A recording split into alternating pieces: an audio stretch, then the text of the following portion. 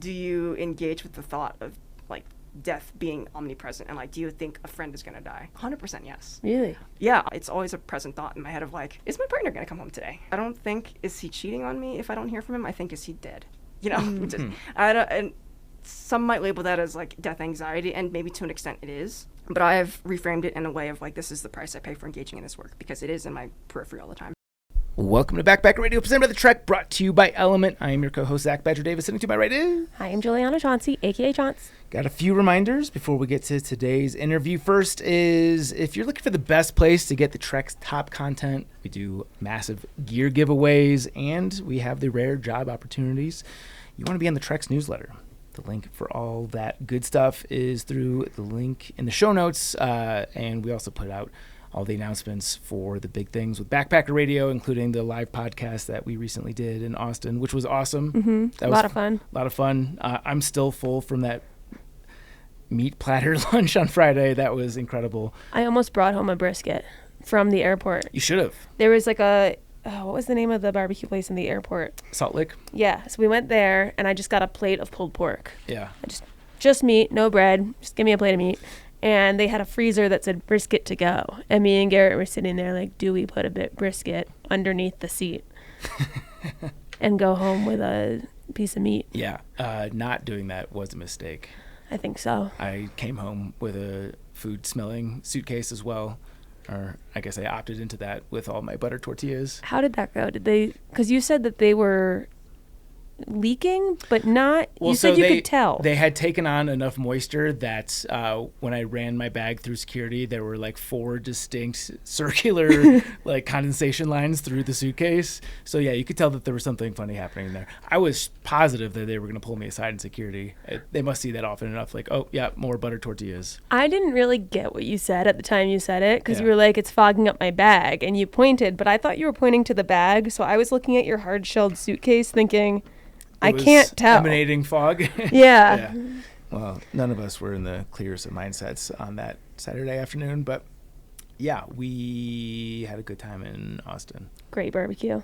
Yeah. Great barbecue. That's just meat tourism for me. I know people will go to Austin for different reasons. Fun athletic scene, good comedy, music, etc. I go for the meat. Yeah, I will go back specifically and only for the meat. Totally.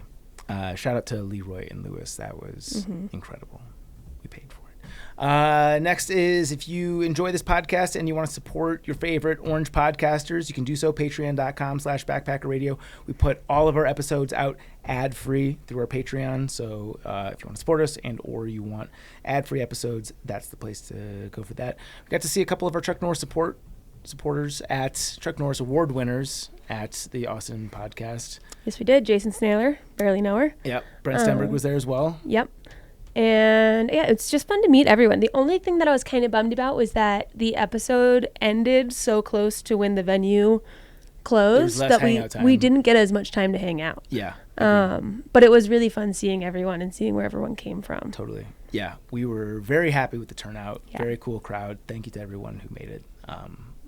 Maybe we'll do it again. Let us know where to go next. Yeah.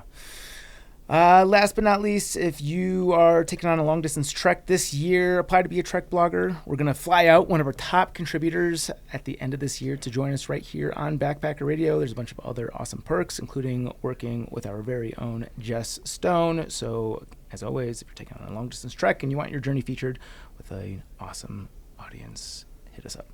Okay, let's get to today's interview. I should have asked how to pronounce your last name, so I'm going to fuck this up. I apologize in advance. Niki DiGaetano.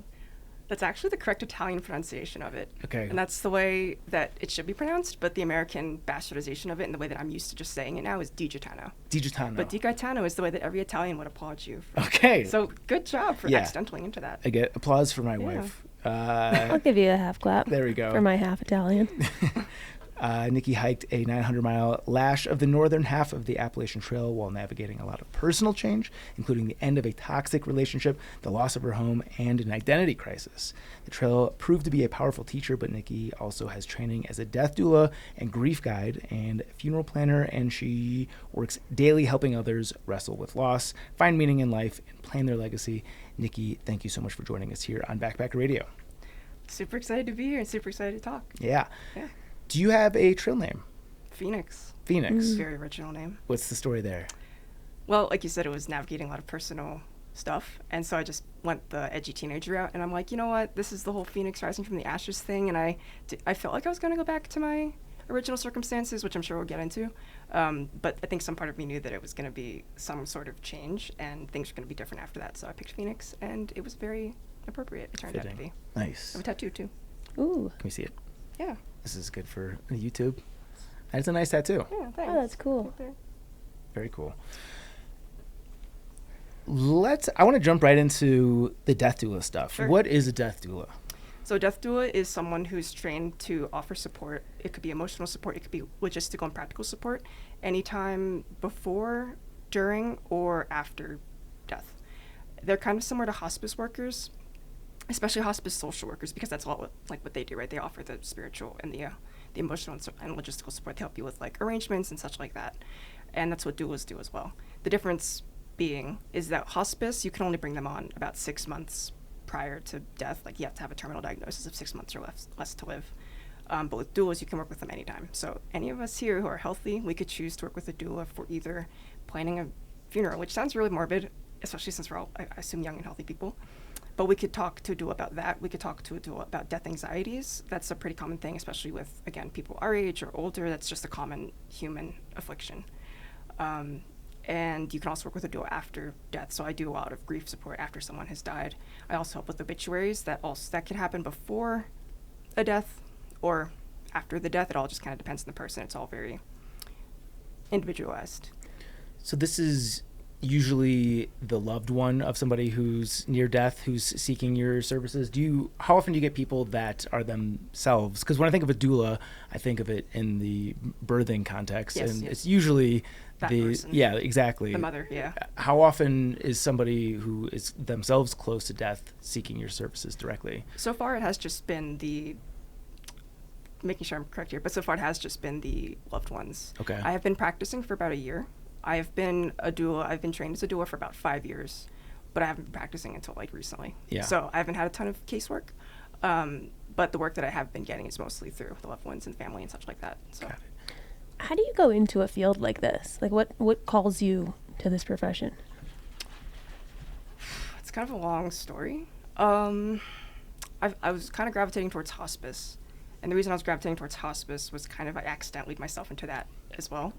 I was telling a friend, this was back in 2019, I was going through like a career and existential crisis of like, I'm in advertising, I'm a graphic designer, that's actually my day job, that is what pays most of my bills. This doula stuff is my side practice. And I told my friend about this problem I was having, and he's like, my dad is actually a recruiter for Beata Hospice. You should go talk to him and just see if there's anything that he can help you with. And I said, okay. So I went, and before long I was like signing an agreement that I was going to be a volunteer. And I volunteered with them for about 9 months, right up until the month of COVID and everything got shut down. But that was long enough for me to really fall in love with the field. I sat bedside with a lot of patients. And I just kind of dove into end-of-life care. I started just like Googling hospice work, hospice volunteer work, hospice careers, like just things related to what I was doing. And end-of-life doula trainings popped up. And when I say trainings, I mean like one. Because in 2019, it wasn't as big as it's getting to be now. So the University of Vermont was holding a end-of-life doula training, and I said, this sounds really cool. Don't even know what this is, but I'm signing up. And I took the training. It was like 6 months, and I fell in love. And from there, it's just been deeper and deeper. So, yeah. How much of your work or the work in general is with the person going through their end-of-life experience versus their loved ones? Like, how often are you acting as a grief counselor for the one who's proximate to the person going through it versus like trying to ease the concerns of the person approaching the end of their life? I'd say like half and half, or more so on the like 60-40, where 60 is more of the caregiver side. Okay. Like working with the person supporting. I know I'm working with a client right now, and I haven't really specified like what I actually do as a doula, because there's a lot of different facets of doula care. It's a very broad spectrum. But what I'm working with this particular client is legacy work, and that's like storytelling, meaning making, life sharing, just kind of getting all those things written down, documented and such. And I'm working with this gentleman, and his mother is the one approaching the end of the life. And I'm not actually in the room because they're like a client that's far away. So I actually do all my work virtually. And so I get to listen to the person speak their answers to the interview questions. But it's getting kind of sad because I know that they're approaching end of life. I know that they have dementia. And so the interviews, I would listen to them initially like sing and talk and give like more complete answers. But now they're getting like slower and slower and kind of declining. And I'm like, well, this is kind of rough. So I'm trying to like pivot and figure out how we're going to approach the project of telling their life story when I can't get them to talk. So it's been interesting. How do you not get like totally weighed down by the work? And I feel like we're jumping everywhere because there's so many places to go with it. But like how even to start talking about it, how do you proceed down this path and not have it be something where the first person you connect with that ends up passing is like such a hard blow that you don't want to go back in and do the next one and the next one? Yeah, that's a really good question. It makes you actually think of this one lady I was friends with in hospice when I was still doing that. And I ended up still working with her even after she was kind of kicked off hospice because she was doing really well. So I ended up like, hey, can I still visit her? Just as on my own personal time, like you're not going to get mad at me for that. She's not in a facility. She's in her own home, so this shouldn't be violating anything. And they're like, sure, whatever. So I did, and I kept meeting with her for months and months after she'd been discharged from hospice. And then eventually she died suddenly. And I was not ready for that. And I'm like, well, this is really tough. But I think part of it is kind of having a sequester in my mind, a partition, that's the word, of like knowing that it's not like I'm talking to my best friend who's young and healthy and you don't really expect anything. Like, going into this, and it sounds kind of weird, but going into it that they're not well, they're ill. And that kind of helps me keep that guard in place. Like, it's not really a guard, but it's more of that knowing, that boundary, that separation. So I can do the work and my feelings can be somewhere else. And I can just try to present myself as a professional and someone who helps them and not someone who's getting my own emotions too terribly entangled in it. You said that the training for this was 5 years? No, it was 6 months. Okay. But I have been involved in this work and like self-studying and taking other trainings in addition to my first doula training over the course of 5 years. Got it. And then I've been practicing as a doula since, what planet are we on? What year are we on? I've been practicing since like 2023, 2024-ish up until now. Yeah. What does the training look like?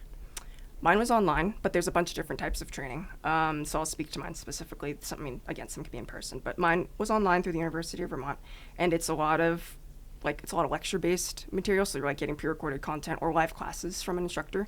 My instructor, her name is Francesca Arnoldi. She was one of the first, not one of the first, but she was one of the main people bringing death doula work and death education kind of into the more mainstream. There's a couple others that I could name as well. But she was doing a lot of work in the death space. She was a birth doula first, and that's how she came to death work. And there was a lot of lectures from her. There were classes. We were in a cohort, so there were about, I don't remember, 12 of us-ish. There were like forum posts. It's kind of like any kind of online class. You get assigned readings. You get discussion. You have to engage in discussion on the forums. And from there, you can optionally do some trainings have like practicum hours. Usually those are the ones that are involving like certification and such. Mine did not have those. But you were very strongly encouraged to get like hospice volunteer hours under your belt before you started saying, I'm a doula now. So things like that. What were some of the parts of the curriculum that like blew you away? Like the most interesting parts that you could share? Oh gosh, this is a long time ago. Trying to remember back there. Or just the field in general. About the field in general, I would say the connection between life to death work and the vibrancy of life that you can find through studying death. A lot of the death care professionals that you interact with, or even just like hospice workers, if you talk to them, some of them are weighed down like what you were saying, but some of them also have a very, very deep and profound appreciation for life and the beauty of life through specifically and explicitly like their work in death-related care. Because by being up against it like every day, they are more grateful for like what they have in terms of their health, their loved one's health, their parents' health. They're like, wow, it's a reminder, because we're in a society that very much promotes, I don't want to say immortality, that's a very dramatic word, but forever youthfulness. And when you're involved in death care and you're up against it every day, you can't just pretend away like, oh, I'm never going to get old and die, my parents are just going to live forever, that kind of thing. And so they engage with the finiteness and the preciousness of life. And I found that was one of the first things that blew me away about the field and kind of really attracted me to it, of like, wow, this is a beautiful way of looking at life, and also a beautiful thing to do for other people. This is maybe a big question, and one that is not well suited for being answered quickly or concisely. But what is the top piece of advice you have for someone listening to better prepare for a loved one's passing, whether it be a parent or friend or whatever it might be? Is there like a blanket piece of advice that you could pass along for someone? Yeah, so originally I said, when I was sharing like what I do, I said emotional support and logistical support, and my answer is twofold: emotional and logistical. The logistical answer is do your planning, do your end-of-life preparations, get your paperwork in order, do all those kind of things. It's really morbid and tough, and it can be done, but go find a guide to do it. And the other answer is the emotional. Can I pause you there? Sure. Is the reason for that because it's going to be so emotionally heavy? Okay. Yeah, it's not, I mean, logistically it's tough, but if you have someone to help you, like a doula, or just literally just, you could Google if you want to deal with it yourself. It's not terribly hard to do these things and make these, like, get this paperwork together and plan your funeral and buy the plot and all that stuff. But the idea of thinking about it, like, I think about that with my parents, and I'm like, you know, it's sad to contemplate that. So leading into the other half of the answer was the emotional piece of, if you are preparing for a loved one's death, just spend as much time with him as you possibly can. That might be a very, I don't know if that's the answer you were looking for, if it's like deep enough or profound enough, but that's the first thing that popped into my head of like, your time is limited with them. They're going to go, and they're going to go probably soon if you already know that this is happening. It's not like it's a far off thing. So spend as much time with them as you can. I know nursing homes, if they're in a facility, they suck and they're dreary and they're not fun places to be. Go anyway. Yeah. I've been, I don't know if we're going to go into this, but like, I've had experience in that area as well with my own family, and it's like, it sucks. Do it anyway, because you're going to regret not spending that time than the temporary discomfort of putting yourself in a very uncomfortable and emotionally charged situation. Yeah. You mentioned that a lot of the work that a death doula can deal with has to do around death anxiety and people just like feeling very anxious about the thought of it. As someone who's anxious about everything, I feel like I also fall into this category. Doesn't seem like the most fun thing to have happen. How do you help people to cope with death anxiety? Like, if someone's listening and they suffer from that, what are some of the things that you can say to kind of reassure them? There's this thing called the 7 Meditations on Death. I believe it's like a Buddhist teaching. I can't remember exactly what it is, but one of them, basically it says several different times, like, I am of the nature to die. And the way you kind of participate in this exercise is you get yourself into a meditative state. You're not just drinking your coffee while you're doing this. You're like getting yourself into a meditative state. There's audio recordings of this meditation. And you can listen to it, and you can observe in your body, like, where you're feeling the stress of, like one of them says, I'm of nature to die. Maybe one of the other meditations says something like, everyone I love and everything I have is of the nature to disappear and be gone and die as well. And like, some of those things will like set you off in different ways, and in that, like, you identify where certain resistance comes up and like where it's happening, and you can feel like, oh, okay, this is what I need to kind of work on. And from there, there's books that I can recommend, there's podcasts, and such like that. I don't know if that helps. What if you get someone who, it's very different, it's very individual. Let's say they go down that thought process and it leads to chest pain and panic attacks, hypothetically. We would explore like what makes you that, like, what is giving you that sensation? Is it just the idea of not existing anymore? Is it the idea of nothing? Is it the idea of heaven or hell? Is it the idea of the enormity of something that our little tiny brains can't quite fathom? Like, where is that kind of coming up? Yeah. And such like that. What are the answers you usually get most of? I haven't worked a ton with people who have experienced this. That just hasn't been something that someone comes to me for. So I'm not sure if I could totally speak to that one. Okay. And incredibly, yeah.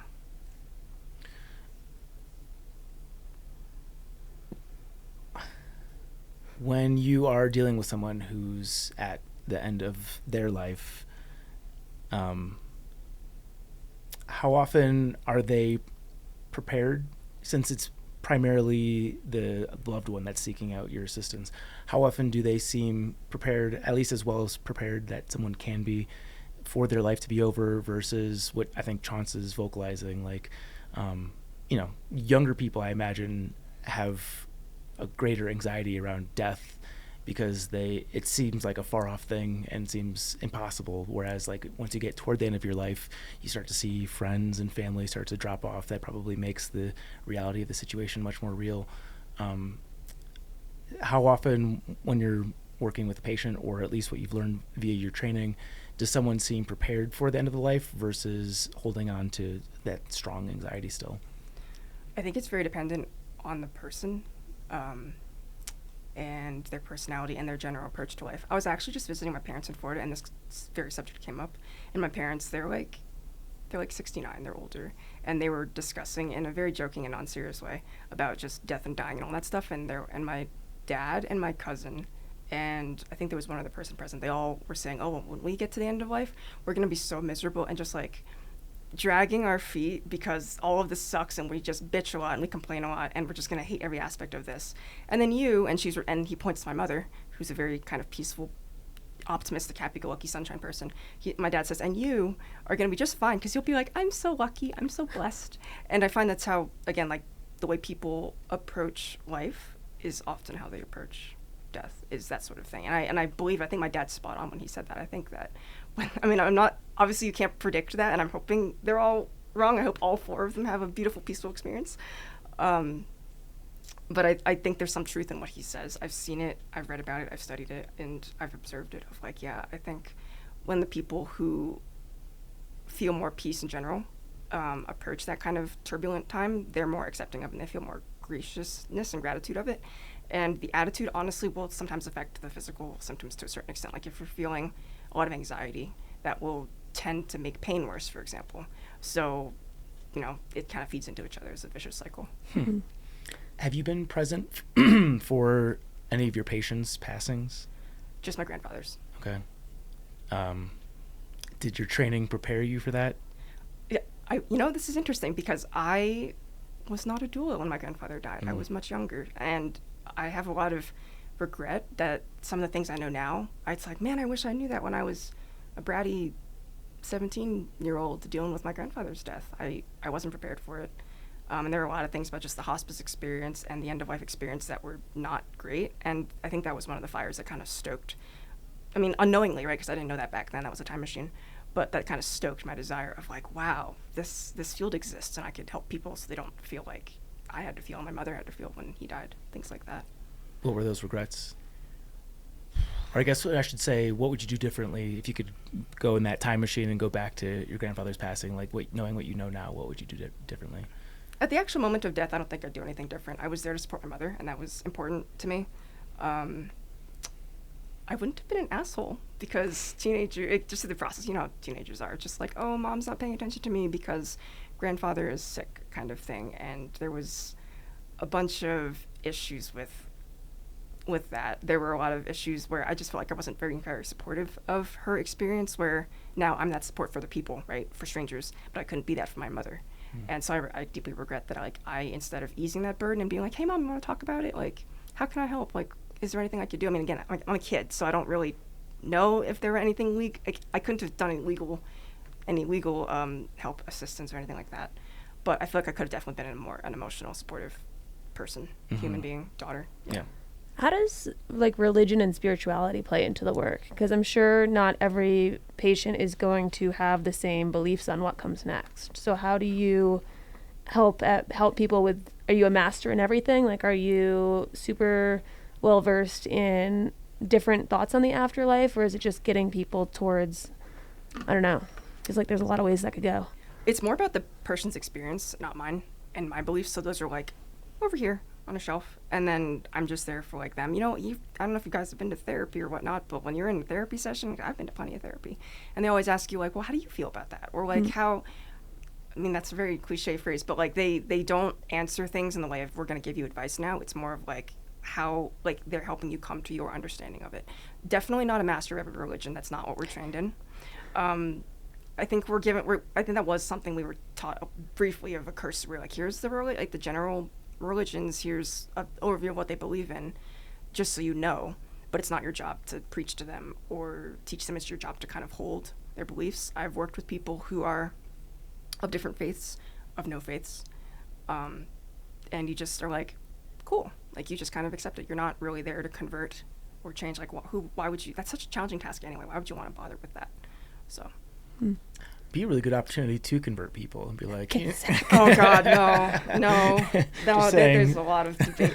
Don't come to my death duel service because we're all going to be insert religion. What was my question? I had a good one too. Shoot, Sean, you ask a question because I lost the one that I was going to. What comes next, in your opinion? My opinion? Yeah. Well, I'm Christian, so I do believe in heaven and hell. My beliefs about that are maybe different than the norm. I'm probably gonna refrain from diving too deep into my religiosity, my spirituality, but I do believe there's something.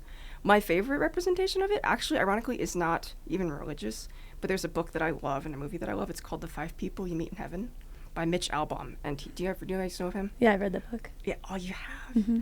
Yeah, and that's, if I had an option of what heaven would be, that is what I hope it would be. It's for people who don't know. You have 5 different places you visit, and you meet 5 different people from your life who you either knew well or they were strangers, but your life impacted them in some way, and they teach you a lesson. And so this one guy had to go through these 5 different heavens. The heaven of the person that he was with, so maybe like his wife's heaven was a place where there were weddings all the time because she loved weddings. And so we had to go through this heaven and meet all these people and learn all these lessons. And then by the end, he got to go to his own version of heaven, which was, if I remember, sitting with his wife on a Ferris wheel by the sea. And it was just beautiful. And that's what I hope. But I don't know. I'll find out. Find out someday. So my question was actually very similar to Chauncey's, but I think different enough that it's worth asking. And if it is redundant, that's fine. But through your training, is there any sort of like educational material about what people experience through like the first or the early stages of death? Because there's enough instances where people are like legally dead, come back and then have reportings of what they experienced. Is that part of the curriculum at all, or is that just a totally different thing? Yeah, you're talking about near-death experiences. They have come up, but they're not superly heavily relied upon. There's plenty of other books about them if you wanted to read about those. But as far as the training itself, not really. It's they don't want to really get definitive about something that they can't prove, because I've been on both sides of the fence. I've heard people who are straight atheists or people who believe in nothing after. They're like, oh, well, that's just the brain firing funny signals and stuff, happy juices to ease the dying process as you're going, and then you come back because, wow, you came back because they shocked you just right or whatever. And then I've been on the other side of the fence to people who are very Christian or very spiritual, and they're like, oh, that's definitely a sign that heaven is real, or like you can't be definitive about these things. Like there's no way to prove it. So for me, I would find such training to be not extraneous, but almost irrelevant. It's a good thing to know. And I have had clients who have had sort of similar experiences with the spiritual realm, but it's not like something you could guarantee, you know? Yeah. What about like not even the spiritual realm, but leading up to dying? Because I've had, to not disclose too much information, know someone who had 2 people pass, and 2 different time frames. Like one was at one point in life and one was at another. And the person said that they could smell the same smell in the room when they got to the second person. And then there's also things I've read about how like dogs or cats in nursing homes will gravitate towards someone who's going to go soon. And just like the idea that like there could be certain phases or smells or things that a body goes through as it gets closer. Yeah, so that's the physical aspect of dying, right? And that's definitely very real, and that's scientifically documented, so that's like indisputable. And we do receive training on those sort of things. Like there are it's not always ironclad. Like for example, I'm thinking of my grandmother. When she died, there's this thing that happens to the feet called the hands and the feet called mottling. It's when the blood kind of starts pooling because it's not really pumping as efficiently as it used to. And usually when the mottling happens, they're like, oh well, they'll die really, really quick. And for her, it was like another 24 hours before she actually passed. So the time frames are always different, but the signs are pretty darn similar. There's like respiratory changes, there's cardiovascular changes that you can monitor on the machines and such like that. Smells, that sounds about right. I don't remember hearing anything particular about that, but that sounds about right. And as far as the animals gravitating towards certain rooms, I would say that's more in line with what we were just talking about, with the spiritual aspect of it, of like, I don't know if maybe it's a smell-related thing, but that could just be like animals have that extra sense kind of thing. Interesting. How about the grief side after somebody's passed, what are the tips to going through that grief period? Yeah, this is my bread and butter right now. This is what I've been doing a lot of. Let yourself feel it. Let yourself feel it. And that sounds very trite, but you'd be surprised at how applicable it is, because people don't let themselves feel grief because they like to invalidate. They like to say, oh, well, my granny died, therefore I shouldn't be sad that she had a long life. You know, it's much more sad that this person in my grief group lost a child to suicide, and therefore my grief, I should just man up, right? And I'm like, no, you shouldn't do that. You should not man up. You should allow yourself to be like, your sadness is your sadness and their sadness is their sadness. And regardless of circumstances, they're both equally as legitimate, and you deserve to allow yourself to feel that. And that's like one hurdle. Then there's a lot of logistical hurdles. Often when someone dies, obviously there's a lot of things you got to deal with, like estate wrapping up and paperwork and funerals if that wasn't taken care of. And then there's that whole shock of planning the funeral and all the rush and the adrenaline. And then when all that's done and everybody goes home and there's nothing left but the casseroles in the fridge, then it kind of hits you, and you have that time of like, oh, cool, all the support has gone, this funeral's over, and I'm left alone. And also in our society, it doesn't help that we get like 3 days of bereavement leave, and that's if you're lucky. That's if it was like an immediate family member. So yeah, that becomes a little bit more challenging. 3 days, that's fucking crazy.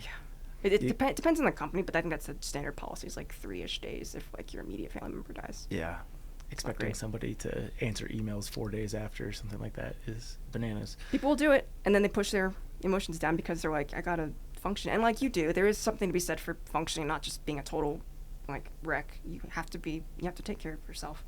In an ideal world, and back in the day when we were a little bit more agrarian and more community focused, you did have that kind of aspect of being taken care of. Like, people did feed you, and it wasn't just like a week after when the funeral was over that you were supported. You were supported like months and years. I mean, even the Jewish tradition, they have like, I don't know if it's Shiva, if that's just the funeral itself, but there's a period they're in mourning for a whole year. And then during that year, they're not really expected to participate in certain activities because they're supposed to be in mourning, and they're observing it, and they're ritualizing their grief, which is something that we as a society really suck at. We don't give ourselves that space of like, okay, well, this is sad grieving time now.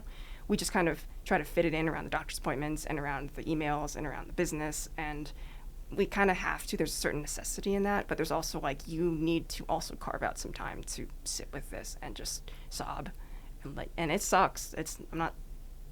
Well, the words running off my tongue because I talk fast, but it's not an easy thing to do. So, are the 5 stages of grief common when someone is going through? The 5 stages of grief are a little bit hotly contested in the death and dying realm. It's kind of some tea. I mean, there's some interesting. Poor Elizabeth. Give us the tea. Poor Elizabeth Kubler-Ross. She did her best. So, the research behind it, what she originally did that study for was when people were approaching the dying process. It was really more about how people experience dying. It was, denial, anger, bargaining, all those sort of things.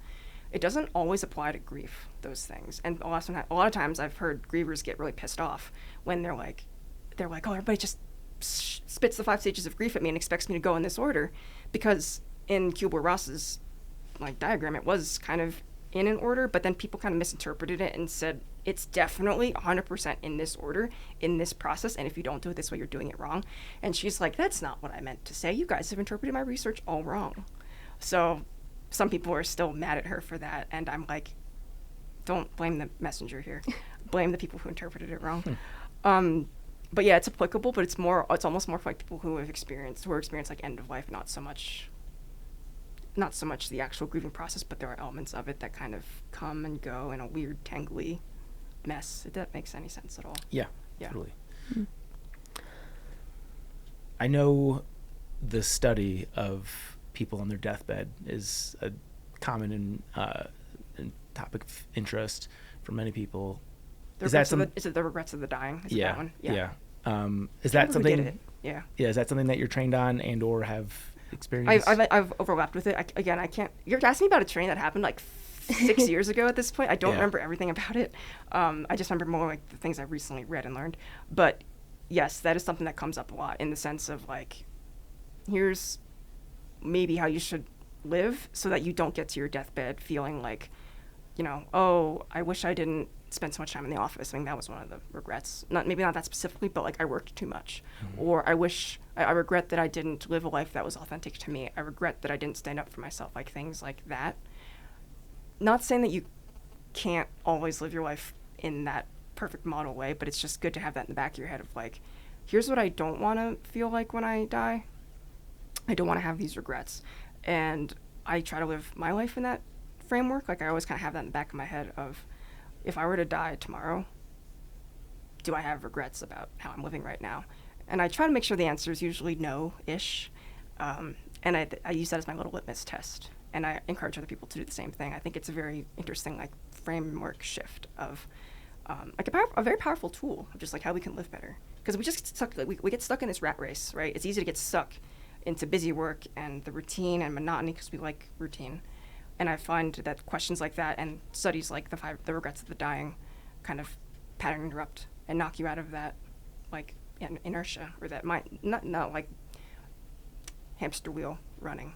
Sometimes I think in pictures and like they don't come out of my mouth the right way. So I've heard about that. Like people will think in like it's a picture, and have you? It heard doesn't of that? always happen. But yeah, there's like different levels of pictures you can think in. My dad's like that. He always thinks in, I think it's my dad. He's like that. He thinks in pictures. That's so cool. Or maybe it's my mother. One of them. Wow, I don't know my parents. Hi guys. One of them thinks in pictures a lot, and then one of them thinks in words a lot, and they cannot compute the other. I usually do both, with like words being more dominant. But sometimes when I'm like struggling for words, I just see in my head like a hamster wheel running. Like I was saying, but I need to spit that out. Yeah. Yeah. So bringing it back to that, what are the regrets, deathbed regrets, that are motivating you to act in a certain way now? I don't want to feel like I lived my life on autopilot, which I think I might have already said, but that's a huge one for me. I want to live with intention, and even if the things I'm doing now aren't like 1,000% aligned with what my dream self is, that's okay, because I'm acknowledging that and I'm taking steps to move towards whatever that self is. I'm not just being like, blind to it. And I think that's a lot of how people walk through life, and then they get to a certain age and they're like, what have I done all this time? I actually had that experience a long time ago, and that's kind of what brought me to death work as well. So I was thinking about when I did the AT on the drive over here and how it's been, well, actually I was thinking about that today when I was like, I need to go on another hike. But I was thinking about how it's been effectively a fifth of my life since the AT that I've been doing this sales stuff. And the AT feels like yesterday, but when you put it like that, right? It's like, geez. Yeah. Got to go back on a trail or outside. Yeah. Touch grass. Mine was 2022, and it also feels like yesterday, but it also isn't yesterday. It was 3 years ago now, and I'm like, and you're like even further away from your hike than I am from mine, and it's just a reminder of like, wow. I mean, not that I can always have the lifestyle where I can just take off and hike every day, but I know it's something that's important to me. So when can I schedule time to do my next hike, which thankfully is in August, so I'm excited. My AT hike was 36% of my life ago. It gets wild when you start throwing it into fractions. Yeah, yeah.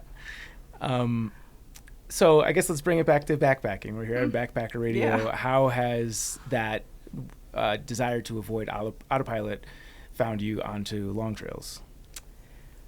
I feel most alive when I'm on long trails, I'd say. Or just outside in general. Outside in the mountains. I'm in Salt Lake City, Utah now, and I can just drive down the highway and look at the mountains and be like, it's so beautiful. I'm so happy and grateful to be here. I would say, how has it helped me not be on autopilot? So did that framework put you on the AT specifically?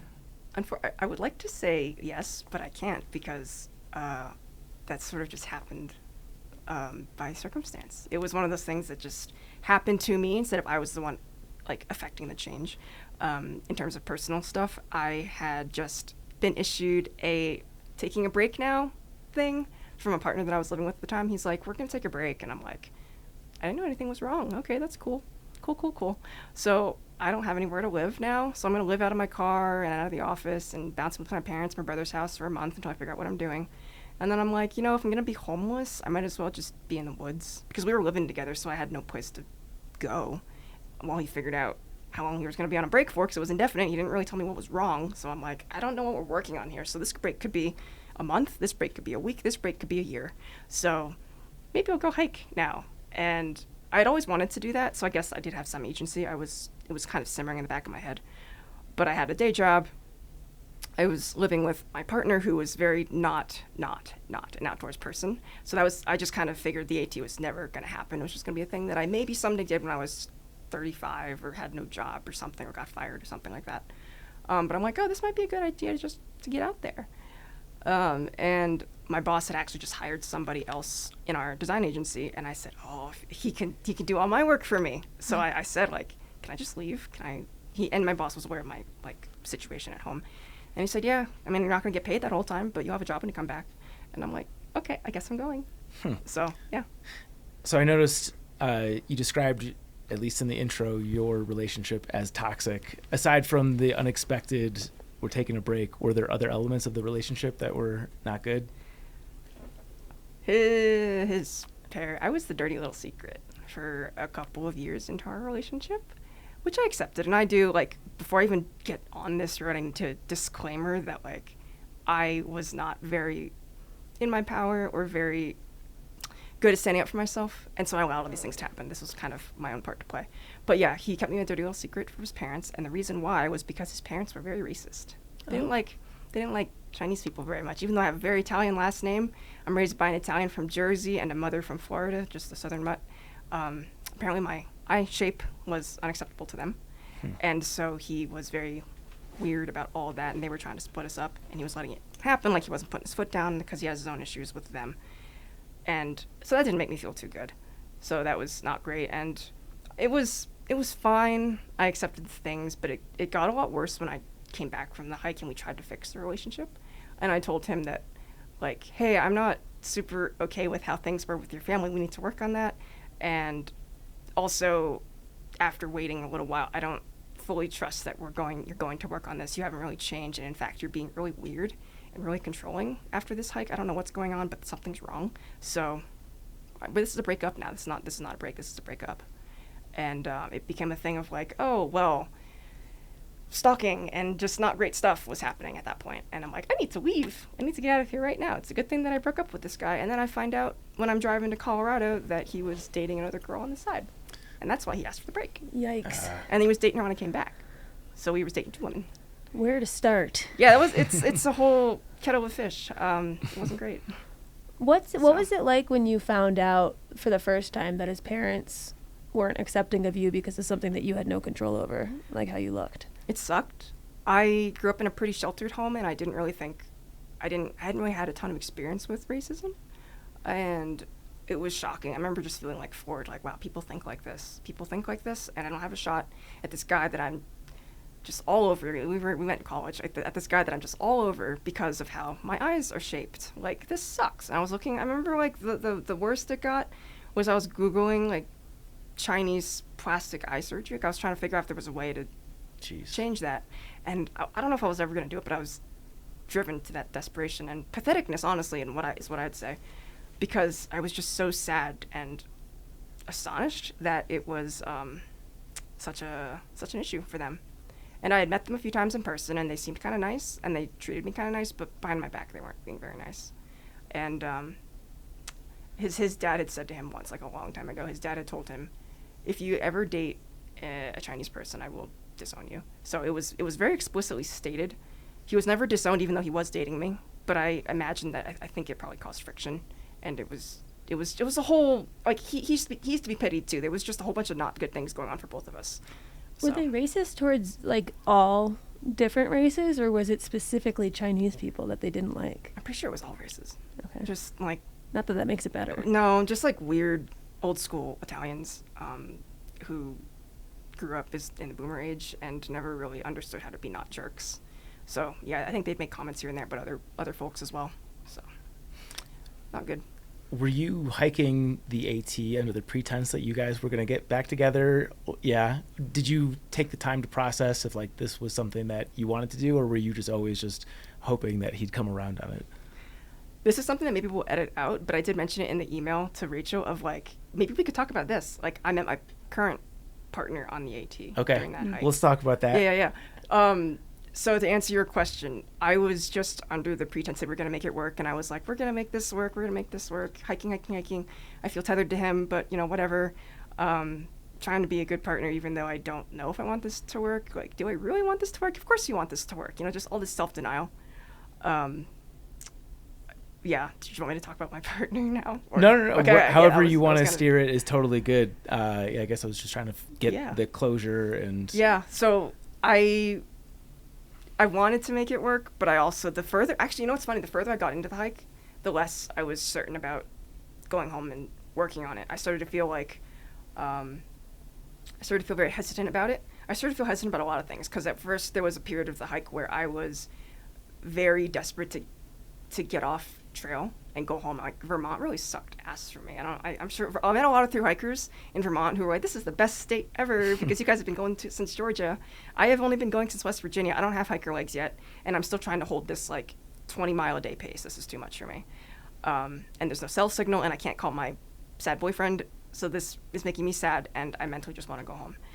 And then after all of that kind of resolved, which I'm sure we can get into later, suddenly I'm like, wow, I don't want to leave the trail. New Hampshire's great. I love the whites, which is also a very controversial hot take. I love the whites. And like, I don't want to go back to real life. I don't want to go back to my partner, but here we are. I already told him that this is my end date as soon as I cross into Maine, so kind of have to do it now. And this is a different partner. Yes, so the one I'm dating now is the one I met on trail, and he's great. I'm talking about like my ex-partner. Okay. Sorry, they're blending in my mind. Sorry. I'm like, wait, when did he become good? No. Okay, he doesn't. No, it doesn't. Going back to the identity crisis, how did the trail help you like find yourself again after going through something as deep as looking up how to alter yourself with surgery? Was the trail helpful in finding a sense of confidence again, or like where are you in that journey? Yeah, it helped me get better at knowing that I could do hard things and giving myself like confidence for sure. And that actually includes death work too, because again, I wasn't practicing up until after the trail. Because, I mean, looking back, I realized part of it was my home situation wasn't great, and there was so much chaos. Like, if your partnership, which is something that's very integral to me, at least, is so destabilized, it was just a roller coaster of drama and fights and up and down and up and down. And trying to get myself into a headspace to do this death work, I don't really think was possible for me. And also, I feel like death work is kind of a scary thing. You feel like you're going to do it, and you always just have this imposter syndrome on crack, basically, because you're like, you're never good enough to do something this heavy. Like, holy crap, who do you think you are? And then I came back from the trail, and I'm like, you know what? I don't know if I can do it, but I'm going to do it anyway. I'm going to do a lot of things. I'm going to leave this guy. I'm going to move across the country. I'm going to start a different relationship. And I'm going to try to become a doula and actually practice instead of just having the title and not doing anything with it. So, yeah. And then through that whole process, I think the identity thing and, like, the whole, like, I'm looking at plastic surgery, that kind of also took a back seat of, like, you know what? This doesn't matter, and I don't know why I ever let it get to the point where it mattered so much. Mm-hmm. Did you find that, like, specifically on trail, it was the people, or it was how hard the days were that showed you that you could get through it? Like, what was it about the trail that helped you make those changes or, like, grow more as a person? Both. People, for sure. I had a really good tramley, and I had a lot of good experiences with them. And then the hard days, for sure. Like, it's like, man, you guys both know when you get brought to your knees by a mountain and weather and just all these crappy variables adding up all in a row just to spite you, you learn that you could still be, like, you can still have perseverance in the face of all that and still be tenacious and still accept that things suck, but it's not the end, and you kind of can choose how you respond to that. And that's, I think, what helped a lot with the trail, for sure. What's the story with you meeting your current partner? He showed up in New Jersey when we were, I don't know what shelter it was, but it was somewhere after the Delaware Water Gap area, so after PA and all that stuff. And he showed up. It was his second night on trail, and I had been out there about a month at that point, so I had 300 miles under my shoes. I was doing great, and I was with the tramway at that point. There were like 9 of us. It was a big-ass tramway. And he shows up, and he's like, hi, and he shows up at 9 o'clock at night. He's loud. He's ignoring hiker midnight, all that kind of stuff. And I'm thinking to myself, tucked in my tent, who the hell is this loud guy talking to the people that are still up and drinking whatever they're drinking? And he needs to shut up so I can go to sleep. And in the morning, he comes out, and I recognize his voice, and I'm like, oh, you're that guy who showed up last night. And he's wearing, like, this button-down shirt and, like, khakis. I'm like, dude, what are you dressed like? Why is your pack so big? What shoes are you wearing? It's like these barefoot, run-down shoes. And And he says, this is my second day on trail. I did 20 miles yesterday. I'm like, 20 miles for your first day? And he says, yeah. I said, also, what's the deal with your pack? It's like this big. And how much does that weigh? He's like, it's like 50 pounds. There's a lot of stuff in there. I'm like, what do you got in your pack? And he's got like a pound of parboiled rice and a 2-liter jar of olive oil because he doesn't understand how the trail food system works. And we're like, that's like way too much food, dude. So anyway, he's just this funny, happy-go-lucky puppy guy, and he just travels with us. He doesn't know anything about what he's doing. Never really done anything like this for this level of... He'd been a hiker before, but not like a long-distance hiker. And he had just basically taken his whole pantry and thrown it in his backpack and thought, I'm good to go. And so we hiked together in the tramway, and then the tramway started splitting up because people were going different speeds, people would get injured, like, you guys know how that goes. And eventually it was just me, him, and this one other girl. And we all traveled together for New York all the way up to New Hampshire, like just the 3 of us. It was great. And then she ended up getting off trail. It was just me and him. And at that point, we were just denying the fact that we were into each other because we're like, yeah, he had a life to go back home to. I had a life to go back home to. I was with somebody, even though I was starting to feel more and more like this wasn't really aligned. But I'm like, I'm not going to start. I'm not going to be a pink blazer. This is dumb. And we stayed in touch after the trail. And he had also told me while he was out there that he was getting ready to move to Utah because he didn't bring it back to like that values question of what you don't want to be on your deathbed. He didn't want to live his life on autopilot because he had been kind of doing his own screwing around thing. And he's like, I need to start over. I need a fresh start. And I said, what the hell's in Utah? Utah's just desert, right? And he goes, no. It's full of these like beautiful mountains. And he was showing me pictures. And I'm like, that's really pretty. And it's also really cheap out there. The cost of living is so much nicer than Colorado or anything that I used to dream about going out west. And so he was going to go out there. We connected after trail. And he had just moved. And we were like, I had also just dumped my boyfriend at that time. And I'm like, oh, do you want to see how it goes? And he says, yeah, you have to move, though. And I said, okay, let me think about that. And I thought about it. And I realized that I wasn't tied down to my ex anymore. And he was very planted in Maryland because his job was there. So I was accepting I was going to live in Baltimore, even though I hated that city. And I'm like, oh, I can access this teenage Niki dream of moving out to Colorado or moving out to Utah, and now I have a place to go. And I came out here and visited a few times, and I really liked it. And then me and him had all the talks. And I really liked your mom's episode that I listened to about... Oh, sure. yeah. I loved that one. I'm like, I wish I had this episode when I was getting to talk to him. Yeah. Like getting to evaluate whether or not we were going to stay together, because she commented about the vacuum of the trail. And, like, that's not a mirror for real life. Like, it's like, oh, you could be really compatible on trail, and then you could find out that as much as you're attracted to each other, or as much as you think that's going to work, you get in the real world with bills and pressures and jobs, and you find out that nothing aligns. But thankfully, we had those conversations early on. And we're doing great. We're going on 2.5 years now. Yeah. Wow. Congratulations. So, yeah, thanks. Did you teach him about ultralight backpacking and not carrying 2 liters of olive oil? Yeah, me and my one friend gave him like a shakedown. We forced him in New York. We're like, you are getting your pack emptied. And we had all of his shit spread out in this hotel room. And we're like, that's getting sent home. That's getting sent home. Why is your first aid kit this big? Like, you don't need this much stuff. You just put it in a little Altoid box or something like that. And yes, and then like somewhere in New Hampshire, he got a backpack that was ultralight, and then he stopped carrying like heavy stuff. So yes. Yeah. Yes. Do you have any intentions of finishing the AT? Yes, I do. Not sure when. I think that's more of a after I get my career trajectory figured out. Like I said, I'm still tied to my day job as well. I don't know what I'm doing. Kind of goes back to the whole, I don't want to live on autopilot. I'm not super happy with where I am now, but I'm moving towards different directions. So I feel like the AT will be the best time for it when I'm in between careers and I'm in between jobs, and I have a path, but I haven't actually accepted a new job or anything like that. So yeah.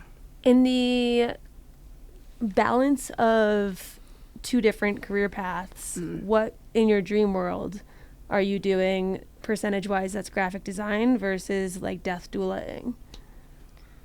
Half and half, I'd say. Yeah. Graphic design because it's steady and it pays the bills and I'm good at it and I have a track record of it. Death doula work because it feeds my soul. And if I just try to do design, I think it won't work out, because that's kind of what kicked off the existential crisis that I was having back in 2019. I went to school for graphic design. I went through an existential crisis as well. Now you're in sales. They're similar in the sense of like, I mean, I don't know I'm curious to hear about how you feel about it, but for me, the graphic design thing that I don't like is that I like making pretty stuff, but I don't like the idea that I'm selling it to people. It just feels like gross. For me, and it not was enough? no. For me, it was more on the team I was working on with.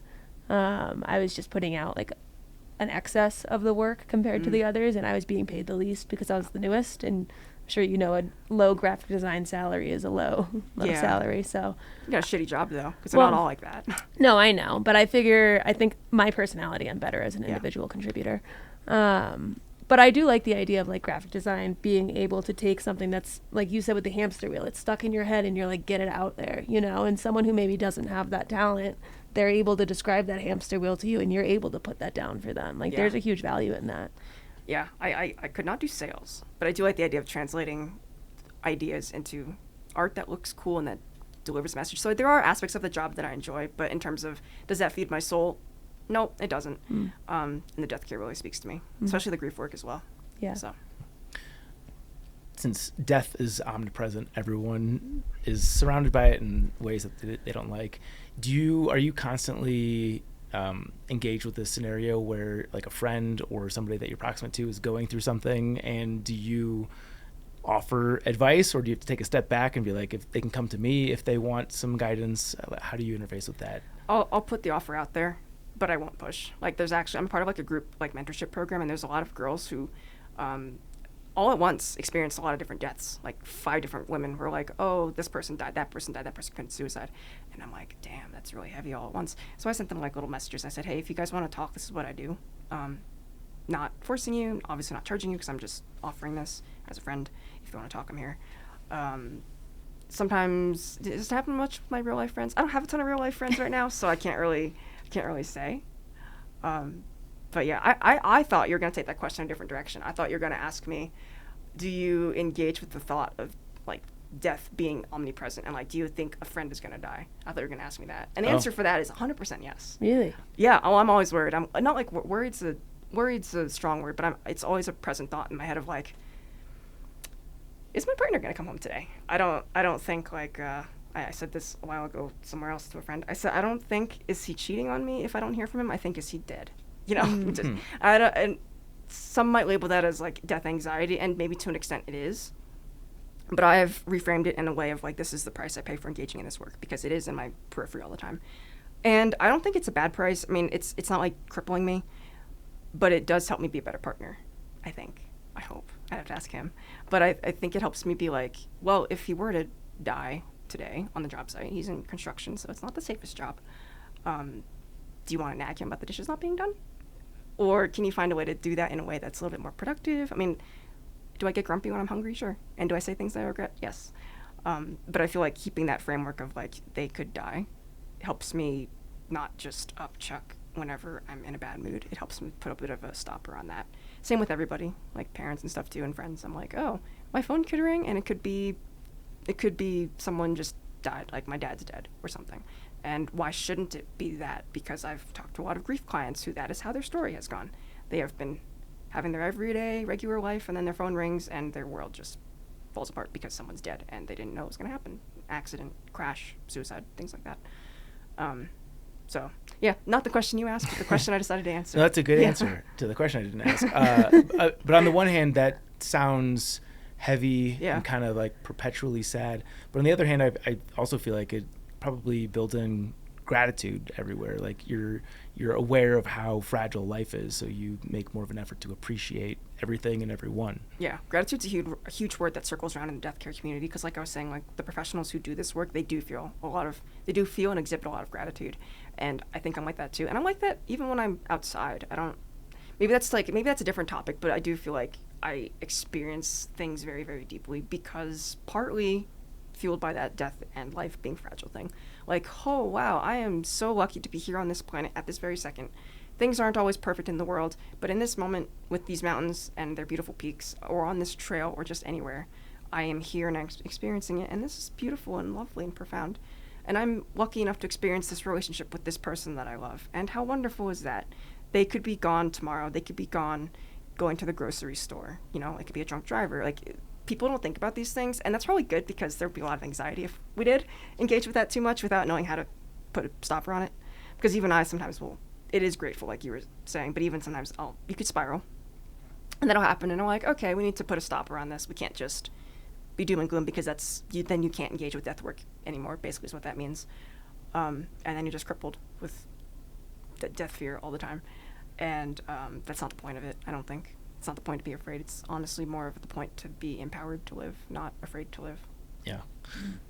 So this is probably implied in everything that you've been saying and that we've been conversing about, but it's all too common, Chauncey and I see it all the time, of somebody who is on the fence about a thru hike, and then they're worried about quitting their job or this, that, and the other thing, and they kind of just will let their dreams remain dreams. Is there something you want to relay to that listener who is afraid to pull the trigger and go out and take on a dream hike? Yeah. Be smart about it, obviously. But if you can make it work, you should absolutely go for it, because you're not going to regret it, no matter how the hike goes, whether you give up after the first 100 miles or less, or you do the thru hike, you'll still be changed. I remember when I did the lash, I actually had like a knee problem the first day, and I thought I was done within the first. I had only gone 10 miles, but it was a knee injury that kicked up, and I remember thinking I was done. And I thought to myself, well, first of all, this sucks, and I don't want to quit after the first day, so I'm just going to hide in a hostel for a couple days until this blows over, hopefully. But I also was coming to terms with the fact that even if I did have to quit, I did gain something out of the experience, because the act of getting on trail is so freaking terrifying if you don't, like, if you're not, just the act of going on trail is so freaking terrifying, full stop, the end, period. It's scary. And I wrestled with that fear, and I would imagine that people who are listening might also feel that fear, especially if they never backpacked before, or even if they have, just the idea of committing to it and telling people and putting your life on pause and doing this big, scary, anti-comfort zone thing is really scary. And when you step on the trail, you overcome that and you step outside the comfort zone, quite literally. So yeah, go for it, because even if you don't make it as far as you want, or even if things don't go as far as you want, you'll still be changed by it, and that's worth it. Well said. You're working on a book? Yeah, I'm working on a book. I'm talking about the lash, so my hike, and I'm talking about how I came to death care. In the book, I talk about how death care kind of saved my life in a way. I have had mental health issues, and like depression was a beast that dogged me. Not so much now, interestingly enough. I'm certainly not saying that thinking about death in the way that I think about it is the cure-all to depression, because it's not. But it helps. It has helped me a lot, and I think it's because I struggled a lot with hopelessness and mundanity and just sameness and boringness and routine, and just feeling like nothing mattered. Nothing mattered was really at the heart of it. And so this book kind of explores how I got out of that. It explores the story of the hike, and it explores like what I think thinking about death can bring us, and just, the things we've been talking about that circle around that topic. Do you have a estimated release date? The manuscript is like half done, so I'd say I'd like to finish it by this December, and then I have to start pitching it to agents. So I'm going to try to go the self-publishing route, the traditional publishing route. Okay. So we'll see how that goes. Yeah. And we'll end with this one. Thank you to our sponsor, Element. This is the Stay Salty question presented by Element. User URL drinklmnt.com/trek for a free sample pack with your next purchase. I'll give you the question that we usually ask, and you can answer that if you want. I'll also give you an option. What is your hottest take in the world of backpacking or the outdoors at large? You can also shift that to the world of death dueling, anything in that realm as well. Give me a second to think about the backpacking one. But Okay. I will say one of the things about death work is I've noticed a lot of doulas like to call themselves end-of-life doulas.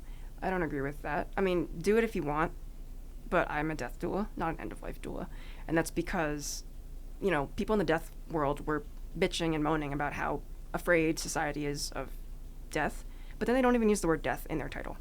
And the reason they do it, they've told me, is because they don't want to off-put potential clients who are so anxious about their own death that they can't even engage with that. And I'm like, well, if that's how you feel, then I'm not the doula for you, because I'm going to ask you hard questions. We're going to engage in hard topics. I'll do it tactfully and professionally and gently, but we're not going to skip around the fact that this is a thing. And this is birth doulas do not call themselves beginning of life doulas. They call themselves birth doulas. I don't see why I can't have that same right as a death doula. So that's my hot take in death work. That's a good hot take. Yeah, agreed. Yeah. As far as backpacking, I don't know. I don't think I don't know if this is a super hot take, but I'd say ultralight isn't all it's cracked up to be. I don't know if this is a popular opinion. I just think that the idea of having no shelter and just bivvying or cowboy camping sounds atrocious. And I would definitely rather carry a few more ounces on my back or pounds than subject myself to, sawed-off toothbrushes or no shelters, or depriving myself of comfort items. So, yeah. Here. Pack a shelter. Yeah. There you go. Niki, Phoenix, this has been awesome. Where should people go to keep up with you? You can check out my website, numbered-days.com. That's my death care website. And also my Instagram at numbereddays.doula. Cool. Sweet. Those will all be in the show notes. Sweet. Phoenix, thank you so much for joining us here on Backpacker Radio. Thanks so much for having me. I loved rambling about death and life and everything in between with you guys. Yay. Thank you. To the Trek propaganda portion of today's show, I'm going to feature both of these. I like both of these articles quite a bit. The first one is, where do you need a bear canister on the PCT? I know there have been different agencies that have implemented bear canister regulations since I've hiked, so this was a question of great curiosity for me, as I'm coaching folks and want to have accurate answers. Also, it's tough to just get a straight answer for anything. So if you're curious about that subject, take it on a PCT through hike or an extended section hike, head to the link in the show notes, and Katie Jackson gives you a very thorough rundown on that. The next one is, this is one that Kelly and I, primarily Kelly, have been cooking in the background for a long time. We've been doing the AT survey for 10 years now. So we're going through and looking at some of the ways that the data has changed the most from when we started this 10 years ago. Which ones do I want to feature? I'm going to do, I think, just a couple of them. So one that's probably obvious is that the transition from boots to trail runners. I think I've mentioned this on previous podcasts, probably even in the Trek propaganda section. But yeah, that transition is definitely very obvious. I'm trying to pull up the exact number. Non-hikers are still comically taken aback when they see the shoes I wear for a long hike, yet the footwear landscape has been shifting for 10 years at least, with more and more hikers moving away from sturdy high-ankle boots and into lightweight, quick-drying trail runners. We've been asking AC hikers about their footwear preferences since 2014. Even then, slightly more than half of hikers were choosing trail runners over boots. However, most hikers were still starting the trail in boots back then and switching to trail runners along the way, which was true for me. And throughout the trail, the relative share of boot wearers was overall a lot higher among hikers of yesteryear. Even those wearing trail runners tended to gravitate towards sturdier options like the Salomon XA Pro 3D rather than the sleeker, lighter models favored today. In contrast, by 2024, a staggering 80% of hikers in our survey started the trail in trail runners, and a full 86% favored that type of shoe throughout the hike. Brands like Hoka, Topo, and Ultra were all but unheard of in 2014, have come to dominate the rankings year after year. And then the other one that I want to mention, this is kind of surprising to me, mainly because the people that I know that do this are so passionately in love with it. Point number 6 is that hammocks have gotten way less popular. Everyone that's hiked long distances in boots doesn't like boots. I feel like almost everyone I've talked to that does a long distance trail in a hammock, it's like doing CrossFit or being a vegan. Yeah, they're like aggressively pro hammocks. Totally, 100%. So this one is shocking to me. Maybe there's just fewer people attempting hammocks. I don't know if the technology with tents has just gotten way better, what is happening there. But yeah, that is certainly an interesting trend over the last 10 years. There should be more hammock people out there. I'm not one of them, but like I said, I feel like the gospel is strong for that group. So if you want the full rundown, like I said, there are 10 different ways that the trail has changed, or at least 10 items that we featured in this article. Excellent work by Kelly, as always. Okay, to the question of the day, if you could add one ridiculous feature to a backpack purely for entertainment purposes, what would it be? Yeah, I don't know about entertainment, but I definitely know what I would add that would classify as ridiculous, which is a back heater. And I know that makes no sense on like the uphills and the hot AC part, but I'm talking like, okay, fine, it could be an AC heat. Okay, AC. Dual. There you go. But I'm thinking the first 5 miles of the day, like the wake up. Sure. I don't want to take my sweater off yet type thing. Yeah. Like how you can turn a seat warmer on in a car. I want to be able to turn my back warmer on for that first mile. Sure. And it doesn't add any weight. Yeah. Yeah. I feel like the number of times I'd use the heat versus the AC were built very differently, so I don't imagine that you're wrong about that. But for me personally, the AC would be running constantly. Yeah, the It'd more be I think bad it for- through, it's going to have both. Yeah, well, AC is a good one, and Heat. heat. Because especially at night, too, if you're cold, Yeah, totally. sleep with your backpack on. And there were definitely days on the AT where, because it's so damp there, I'm putting a wet shirt on in the morning. Even if it's warm outside, I think it'd just be nice to start with a little heat as opposed to like the feeling of putting on a wet shirt or like wet underwear or anything next to skin wet in the morning. That's a real bummer. Yeah, I would rather just not wear it if Yeah. I could. But you could also put your socks on the back part and warm up your socks all toasty before the day starts. Maybe make some toast. Maybe make some toast. Yeah. Mine is also not entertaining whatsoever. And as I was coming up with this, I'm like, this should be a patent pending. But I want my pack to be camouflage. And I'm not talking about like the pattern camouflage that is like military grade. I mean like octopus, like adaptive to the environment. Purely because that would be another thing that you could use to shield yourself when you had to get off trail and take a dump. Because think of the number of times where you get off trail and then the trail just switchbacks in another direction. Like you could strategically place your pack in front of you or behind you, whatever you think could be more revealing, to make it just to hide you. If you're wearing bright colors, your pack there is blending in with the environment. You've got your own canopy to dump freely. What point does that stop winning out over the fact that you're going to constantly be losing your pack? Anytime you take it off. So there's a smartwatch app where you can turn it on and off. You can actually turn it into like a strobe light feature too to like really stand out. Yeah, basically like a completely aesthetically adaptive pack, like a Times Square billboard. Okay. I would like to modify your pack a little bit. I'd like to add like a built-in poncho to it that you could put on, and then it camouflages you too. Yeah. So you could just go invisible. Yeah, sure. I don't know why you would need to, but I like that. I mean, there are enough weirdos on trail where the practicality of being able to hide. I don't mean it in a peeping way. I mean it in like a Harry Potter and the cloak kind of way. Sure. Not even peeping, but I feel like the culture of pink blazing can be very strong, and not everyone picks up clues. Like if somebody's chasing strong after a love interest, just getting off trail, going camouflage mode, maybe taking a 0 on trail, problem solved. Oh, okay. So not the person. Got it. The other person. Yeah. Yeah, that makes sense. Yeah. No, I see what you're saying with the peeping. That would be that would be bad. Certainly, I'm sure it would be abused, but with great power. Yeah, good. This is the Triple Crown of last meal orders. We should preface this by saying we're not making light of the subject of death, because I didn't think today's interview was necessarily a funny one. Very good, but not like a lighthearted one. But, I think everyone has gone through the thought practice of, if I was going to get my last meal, what would it be? Mm-hmm. And I am ready to go. Okay, I'll start. The barbecue we had. That place. Yeah. Give me that.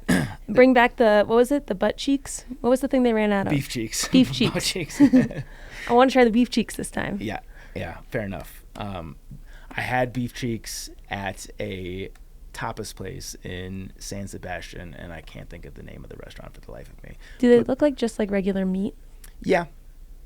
Yeah, if you didn't know, you wouldn't assume it to be face that you were eating. It was good. Okay. It was amazing. Because I wouldn't want to eat it if I could tell it was different. Yeah. That was certainly the first time I'd ever had beef cheek, and also probably the last time. I was geared up for number 2 because apparently that's the hot item at Leroy and Lewis. Strong recommendation. I posted a video on my Instagram from the trip and got like 15 people asking where that was. So yeah. If you're listening, check out Leroy and Lewis. They had recently won a Michelin star, which we waited in line for that place for over an hour, and worth it. Worth it. I would stand back in that line any second. Granted, we were mentally in the place where we weren't working that day, so I think if I had other stuff to do, I would not be keen on waiting an hour for lunch. Aren't there those apps, though, where you could pay someone to wait online for you? Probably. At like concerts and stuff? You could pay them to wait at Leroy's. I think that would be money well spent. My last meal it's got to be Lou Malnati's.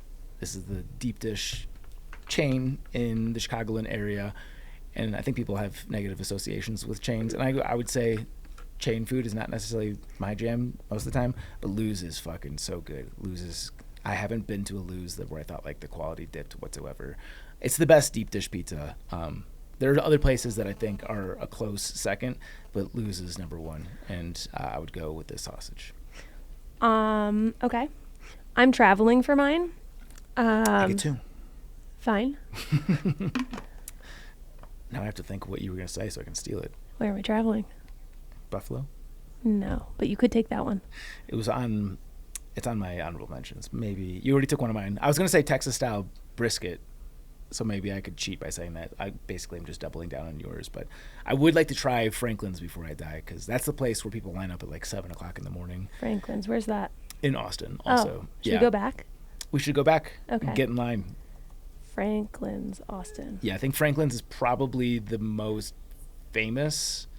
I'm guessing. I'm not speaking as a Texas local, but I know that that's the place that gets a line starting in the morning every single day. And I've seen, I think Aaron Franklin is his name. He's just ingrained in popular culture. Like if you YouTube how to make brisket, like his tutorial comes up. He's in the movie Chef. Like he's kind of a celebrity in this world. Oh, and they've got ribs. I'm on their menu right now, which is the worst idea because I'm hungry. Yeah. Damn. My next one. No, that was two. I wasn't. I was doubling down on your brisket. Oh, okay. Yeah. My next one is. This is what I used to request for dinner every birthday. Is my dad's homemade spinach and cheese ravioli. Been a very long time since I've had it, but my dad is an excellent cook, and he used to make this on my birthday, and it's one of those things where I would eat like probably 40 individual raviolis, like big size ravioli. Yum. Yeah, fucking good. Okay, I'm going to piggyback off your homemade recipe, but mine we're gonna have to resurrect my nonna. But I'll take her polenta and sauce. Yum, delicious. So I guess I'm not traveling anymore. Time traveling. I was gonna travel, Yeah. but now I'm not. Okay. Now I just want that. Okay.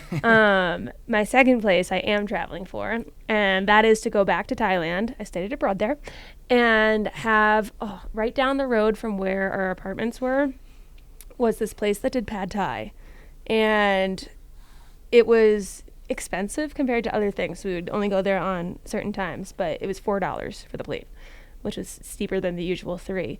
But the way they did their pad thai was they had like the egg in it was a flat scrambled egg, but it's not scrambled, it's just the egg flat, but all chopped up together. Flat egg, not sunny side up or over easy. They'd put the noodles on it. Yeah. They'd roll it up in it. Yeah. And it'd be on your plate like a little burrito. And then you'd cut into it and the noodles would ooze out. Best pad thai I've ever had in my life. Interesting. And I feel like I'm now a pad thai snob because here nothing ever tastes the same. Yeah. No, part of me is grateful that I've never had excellent insert culinary genre X, because it does ruin, like I can't eat deep dish out here. I can eat pad thai outside of Thailand. Just Denver's, like, we don't have the spot. You were saying that when we were in Austin about how we aren't known for any food. Right. We have fine Mexican food. Yeah. But We've got like one-offs of things that I think that do a pretty good job. yeah, but like not culturally embedded in the city. right. Yeah. So yeah, pad thai from that restaurant in Thailand. Yeah, that's good. My last one is certainly another nostalgia take, and by no stretch of the imagination am I calling this the best in class, but Culver's, where you've been, Yes. the Wisconsin chain. I'm going triple bacon deluxe, side of cheese curds, and chili cheddar fries, and the biggest concrete that they'll sell with Oreo cookie dough and M&Ms. I want to kill myself with food before with whatever they drop the toaster in the bathtub or however I'm going to go. I should also say that with all of my meals, give me just like a handle of vodka because I'm getting ridiculously blackout drunk. I'm going to try to get myself there on my own. There. Yeah. I don't want to be sober. You're gonna go vodka? That's your last alcohol of choice? I mean, I'm just trying to bite the bullet and get there as fast as possible. I don't want anything to slow me down in the operation of getting viciously blackout drunk. I guess whiskey, if I'm going to Tequila? If I had to consume a lot of one alcohol, it would be whiskey. I don't drink that much whiskey because the hangover factor. Yeah, I guess you don't have to worry about that. No. The final hangover. All right, give me whiskey with my barbecue. Yeah. You have any honorable mentions? Like everything. Yeah. A really good mac and cheese. Okay. But not a homemade one. Like everyone's always like, "Oh, my grandma's mac and cheese," and it's not good. Yeah. I want like a boxed Kraft. Yeah. I want a really shitty mac and cheese that Okay. tastes good. Yeah. I would go to Barbell. Yeah, I would go to Barbell in a second. That was probably top 10 meal all time, if I'm being honest about it. Yeah. Because the anticipation was high. You know, it's good when like your expectations are out of control, and then it's as good or better than that. Which was hard because I was like, what if I let you down with this recommendation that my friend recommended? But even when I went back, for it to be as good the second time, whew. Yeah. This is probably recency bias, but a good Chicago-style dog, Portillo's, would be up there. And then I'd really like to try the Dreams of Jiro, that documentary on like the place where you wait 3 hours for sushi in Japan. Oh. I would like the highest quality sushi. Okay, yeah, I would go to Japan for sushi. I was actually thinking about that for dinner. I'm trying to figure out what I'm going to eat for dinner while we're doing this. Yeah. Place around the corner is serviceable. Yeah. I wouldn't wait 3 hours for it. But no, but if I call somewhere minutes. From here, it's ready to pick up by the time I get there. Fair. So it's probably going to be Fontana sushi for me. Cool. So if I die tonight, that's my last meal. There you go. Sweet. Be curious to see what folks have to offer. This will be a good social media post, as I want people to share their last meals. And I guess just another way of saying, like, what is the best meal that they've ever had? Lobster. We could put that on there. A good lobster I'm not a roll. lobster person. Are you not? No. I'd rather have crab. I'll take either with butter. Lots of butter. And those, like, Old Bay, some of that nice sauce. Yeah. Yeah. Wisconsin fish fry. Fuck that up. Mailbag. Following yet another discussion of farts on the 12/30/24 episode, I was inspired to send this masterful art piece. If you have not experienced it, I invite you to open your heart and ears and butt. From Nick. I didn't plug it directly into the Zoom, but I think we'll Is it like a 10-hour loop track? No.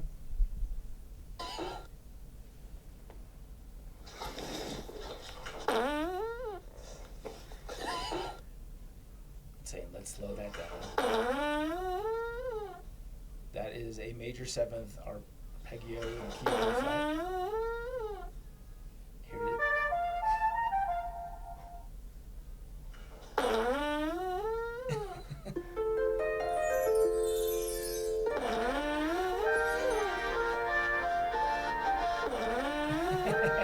You've tapped into Zach's level of humor.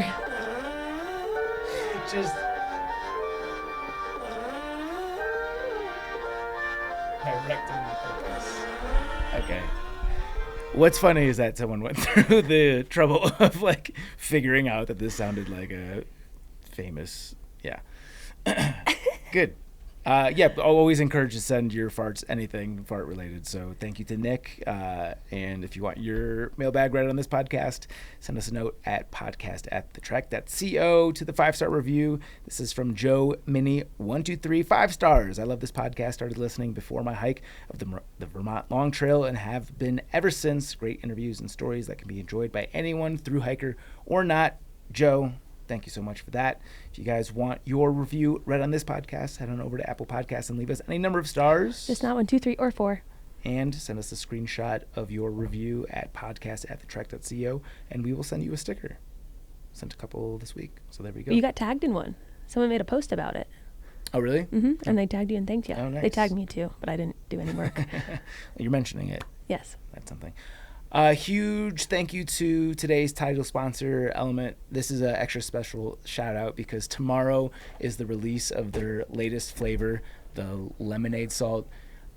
Does that sound good? Because to everyone that I've told that they were going to be releasing this, they're like, that sounds awesome. It is awesome. It's very good. I'm tasting it for the first time here, and it lived up to like we were just talking about. A good meal is something that has high expectations and hits it or exceeds. This definitely has. I'm bringing the box back home with me. Yeah, that's how good it is. No. This isn't my studio contribution. Yeah. I'm bringing it back home with me. I know.